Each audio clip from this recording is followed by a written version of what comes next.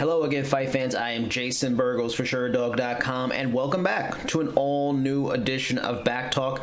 As always, in this MMA game, more than any other sports really nowadays, it was a busy week. This past week has passed. UFC 3 events in 1 week from a Saturday to another Saturday.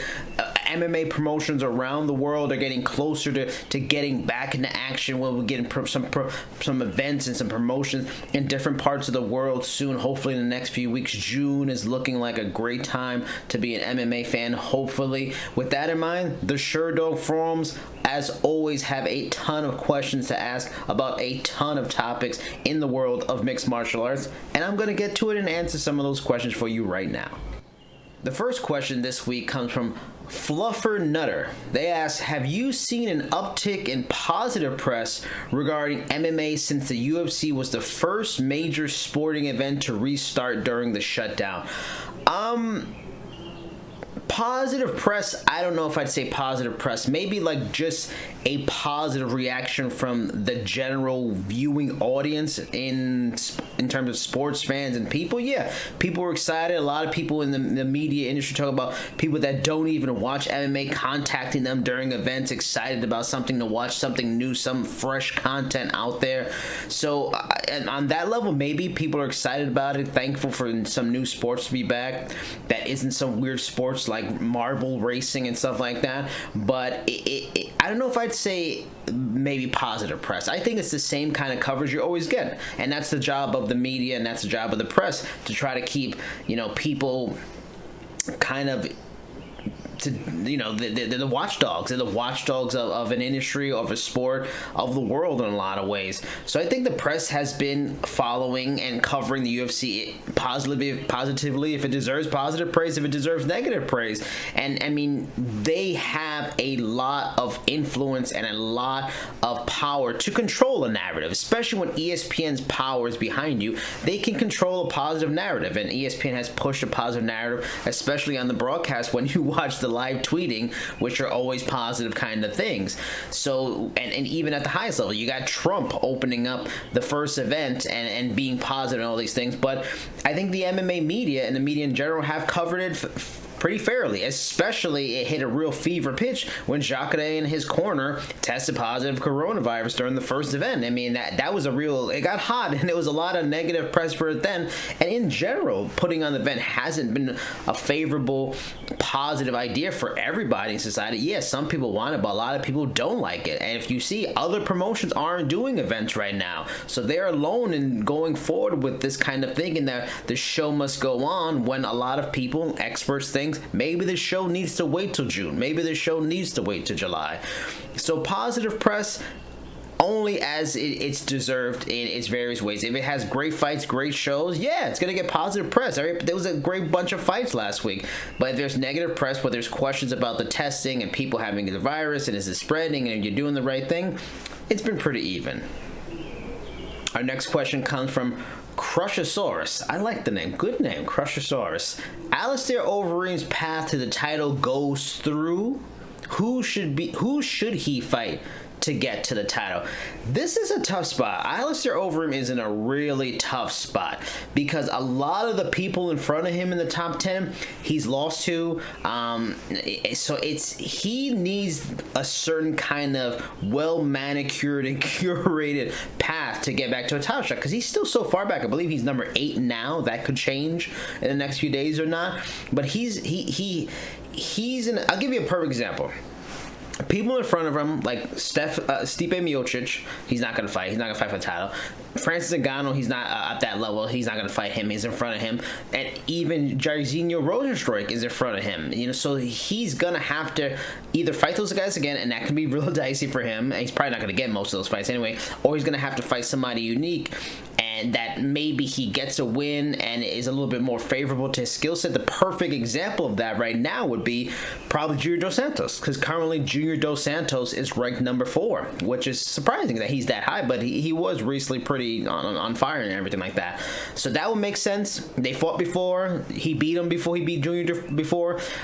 It was a long time ago. I believe it was 2015, so maybe a rematch people would be interested to headline a card, or at least co-main event, third fight from the top. Another idea idea would be Derek Lewis. I think he's number 5 right now, though I'm being told he's being earmarked for somebody else in the top 10, so it's probably not going to be Alistair. But Alistair has to kind of run the table pretty perfectly. He's probably going to need 2 wins. Maybe you could argue he might need 3 to get a title shot. And to give you an example of what he's got to do, which is probably only going to get harder at his age, is since 2016, he's 6-4. Now, granted, he's fighting top competition. He's fighting the very best, but he's 6-4. So that means he's winning 2, he's losing 2. He's winning 1, he's losing 2. He's winning 2, he's losing 1. So there's an inconsistency, and that's not going to get to a title opportunity, or at least get you very high in the rankings. For example, Francis Ngannou, in the same amount of time since 2016, 9-2, and he's the guy everybody thinks should be fighting for a title. Curtis Blades, 9-2-1, and he's had his setbacks that have kept him from title conversation, and he's 9-2-1. Another example, Derek Lewis, the aforementioned Derek Lewis, he's 10-3 in that time. That's a big difference. You know, those are great records compared to Alistair. So Alistair, is he likely to really get hot? It's probably not. Is it possible? Of course, anything can happen at this level, and his skill set, he's a brilliantly talented heavyweight, but the chance of him all of a sudden getting hot enough and bypassing those guys I just mentioned that are in front of him, probably not likely. He would need something special, and as much as I dig Alistair Overeem, and he's a Hall of Famer, one of the, maybe arguably the best heavyweight to never be UFC champion, I just honestly don't even see any kind of real path to him getting a title shot again. All right, our next question comes from Sigvard. They ask, now that we're through 3 events in 8 days, do you think we'll see the UFC plan more events in a similar fashion? Do you think we'll see a push for fight nights to sometimes take place on a weekday? I'm not really sure. My gut would say no, and especially considering that this May 23rd event has now been pushed to May 30th. There's still not a set location for that event. June 5th, I think, or June 6th is the next event. That's it. There's nothing on their website after that. We don't know what's going on, so it's hard to say. I think they had a general plan of what they want to do. We want to bang out these 3 events that we had in mind. They had planned, they had ready to go, they had permissions, they had set contracts, all good to go, and they were able to do it. But after that, I don't know. And, you know, it's a tough thing because sooner or later, baseball may be coming back, NBA may be coming back, hockey may be coming back. They're going to have a lot more competition on a weekday than they did for this first event, where they can really get a lot of eyeballs on it for fresh content.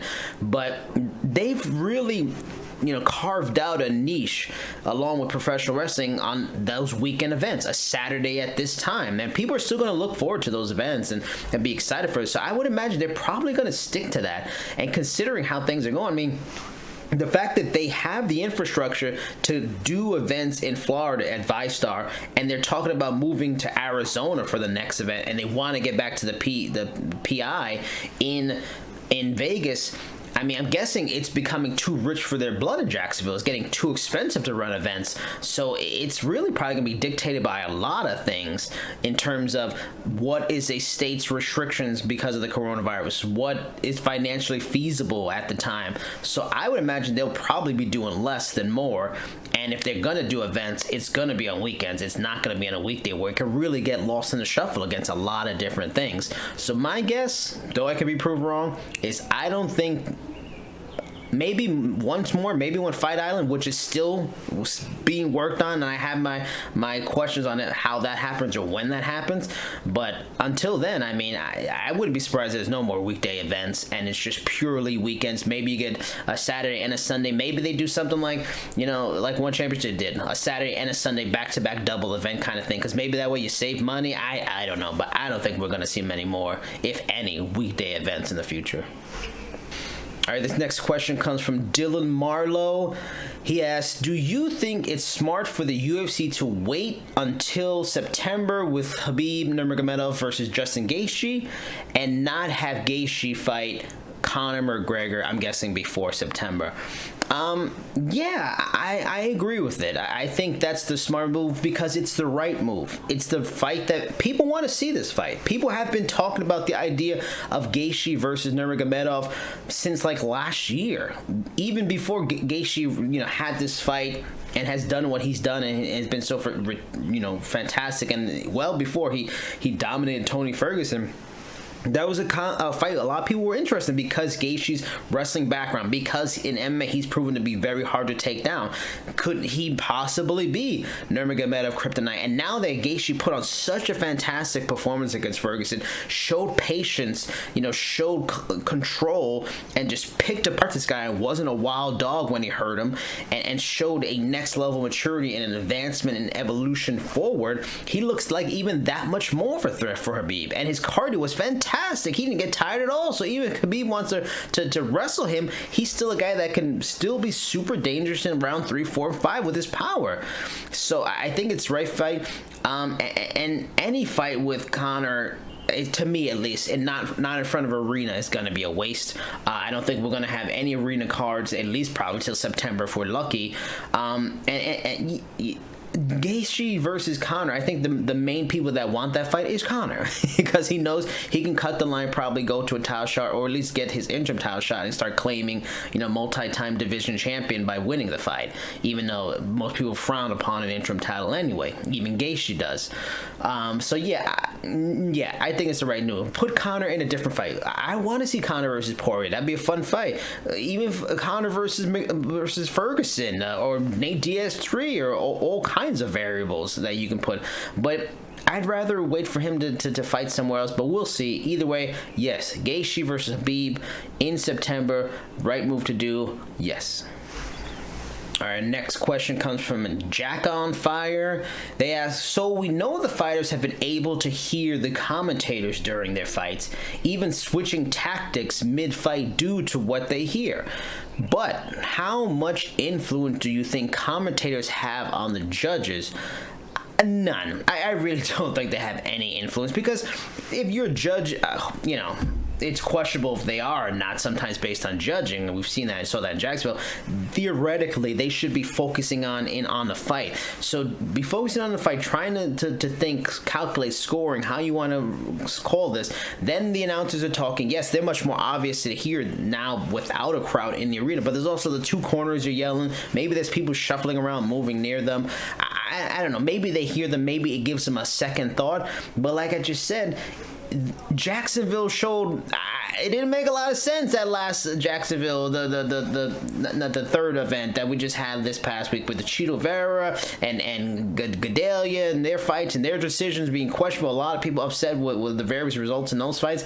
So I don't think they're having any influence. Judges are going to judge, and they're going to do some crazy stuff. And it seems like Florida is the craziest of them all, because they clearly have Florida Man being the judge for all three of these MMA events as the MMA judges. So do the commentators commentating affect judging at all in these empty arena fights? I would say no, not at all. All right, our final question this week comes from China MMA Blog. They ask, Israel Adesanya, Jon Jones, or Jones Francis Ngannou? Which is the bigger fight? It's a great question. And it's a tough one to say. My gut, as a longtime combat sports fan, I was watching boxing since I was a kid and got into MMA much later in life, but if you look at the history of combat sports, it's been true in MMA, and it's been true throughout the history of boxing. Heavyweights usually draw the most interest, and I mean interest in terms of the casuals, the mainstream fans that don't watch every week, don't know the nitty-gritty details, and maybe don't know how super talented Israel Adesanya is. But you can easily sell a monster creature that could take over the planet like Francis Ngannou as a straight killer, and they might know Jon Jones by this point. The guy's been a superstar of the sport for over a decade now, so they probably are aware of Jon Jones. Jon Jones versus scary creature that can destroy the planet. It's something that can appeal to casuals. Now, is it a guarantee? No, because, for example, Miocic and Daniel Cormier won. The numbers for those pay-per-view buys were around just under 400, and then the rematch was closer to 500,000. So it's not like they were putting up big numbers. They were getting $1 million buys. The ratings for the prelims leading into those were good, solid numbers. For Adesanya, his prelims for his fight versus Robert Whittaker didn't do as great, but the Romero prelims did very well. And usually prelims do say something about general interest and lead up into a bigger fight and into a main card pay-per-view. If it does well, usually people are very interested in what's to come on the main card. So, I mean, the fight with Romero did very well. 1 million viewers at certain points in the prelims. So, Israel Adesanya definitely has an interest. Is he connected yet with casual fans that understand Jon Jones versus Israel Adesanya is a fantastic technical, stylistic, skill set fight? I'm not really sure. So, that fight is probably a fight that is probably better off a year or two from now. Maybe Jon Jones is in a light heavyweight, so it's improbable for that to happen then, but it would make more sense, especially if Adesanya has a few more title defenses and it really does clean up the division. And that's always the right way to do it when you want to do these super fights. That's why George St. Pierre, BJ Penn has so much interest. When that happened, why DC and Stipe had a lot of interest, more, diehards than casuals. But if I were to choose, and just guessing, to choose myself, I want Adesanya versus Jon Jones. Just, it's an amazing fight, just the talent level. But if we're talking about which one will be the bigger fight, and when it comes to bigger, it means bringing in the casuals, the mainstreamers, you always got to go heavyweight. And Jon Jones going up to heavyweight to fight one of the scariest people in the entire industry, maybe the hardest hitter the industry has ever seen, ever. That's a fight that is intriguing, because in the end, he's going to be the favorite against Adesanya because he's the bigger guy, he's skilled, he can maybe wrestle him, but he won't be as big a favorite, and there'll be definite fear legitimacy going against Ngannou, because Ngannou's the kind of guy that he misses and he still knocks you out. So I would think a heavyweight bout between Jon Jones and Ngannou would really be the bigger fight.